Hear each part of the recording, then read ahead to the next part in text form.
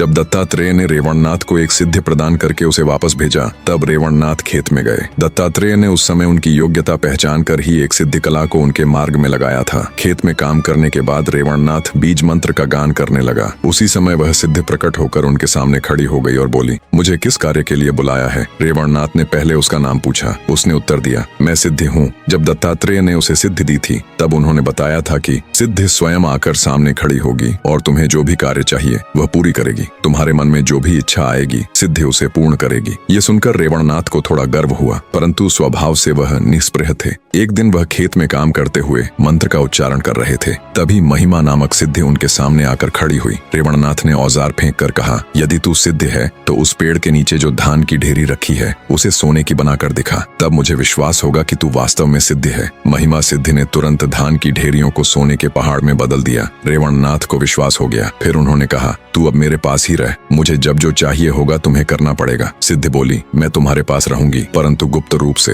ताकि लोगों को पता न चले। जब भी तुम्हें कोई कार्य होगा मैं तुरंत पूर्ण कर दूंगी, लेकिन तुम बार बार मुझे देखने का हठ मत करना। यह कहकर महिमा ने सोने की ढेरियों को अदृश्य कर दिया और गुप्त हो गई। अगले दिन रेवणनाथ ने मन में सोचा, जब सब कुछ बिना परिश्रम के मिल सकता है तो व्यर्थ खेत में क्यों जाऊं? वे खेत में काम करने ही नहीं गए। उनके पिता सहन सरूक ने पूछा, बेटा आज खेत क्यों नहीं गया? रेवणनाथ ने उत्तर दिया, क्यों मेहनत करें, हमारे घर में तो सब भरा पड़ा है। पिता बोले, हमारे घर में कहाँ धन दौलत है, मैं तो जैसे तैसे दिन गुजार रहा हूँ। रेवणनाथ ने कहा, आप जाकर देखें। पिता ने जाकर देखा तो घर सोने और धान की ढेरियों से भरा पड़ा था। तब उन्होंने समझा कि मेरा पुत्र कोई अवतारी पुरुष है। इसके बाद रेवणनाथ का गांव बुंधुल गांव मार्ग के किनारे होने से यात्री वहां आते। रेवणनाथ उन्हें इच्छित भोजन कराते और वस्त्र धन दान करते। रोगियों को भी वह ठीक कर देते। उनकी ख्याति फैल गई और लोग उन्हें रेवण सिद्ध कहने लगे। इसी बीच मच्छिंद्रनाथ यात्रा करते हुए वहां आए। लोगों ने उन्हें रेवणनाथ की महिमा सुनाई। मच्छिंद्रनाथ ने सोचा, यह अवश्य कोई दिव्य अवतार है। उन्होंने सिद्धियों को बुलाया और पूछा कि रेवणनाथ की सेवा में कौन सी सिद्धि नियुक्त है। महिमा सिद्धि ने उत्तर दिया, मुझे श्री दत्तात्रेय ने उसकी सेवा में लगाया है। तब मच्छिंद्रनाथ समझ गए कि रेवणनाथ उनके गुरु बंधु हैं। वे गिरिनार जाकर दत्तात्रेय से मिले और रेवणनाथ का समाचार दिया। दोनों रेवणनाथ के पास पहुंचे। गुरुओं ने उन्हें तप में लीन देखा और करुणावश मंत्रोपदेश देकर नाथ पंथ की दीक्षा दी। तब रेवणनाथ पूर्ण ब्रह्मज्ञानी बन गए और पशु पक्षी भी उनके अधीन हो गए। एक तीर्थ यात्रा के दौरान रेवणनाथ एक ब्राह्मण सरस्वती के घर पहुंचे। भोजन के बाद उसी रात ब्राह्मण का पुत्र मर गया। रेवणनाथ ने उन्हें सांत्वना दी और यमलोक जाकर 7 पुत्रों को लौटाने का वचन दिया। यमलोक में यमराज ने कहा कि जीवन मरण का अधिकार शिवजी के पास है। तब रेवणनाथ कैलाश पर्वत की ओर निकल पड़े।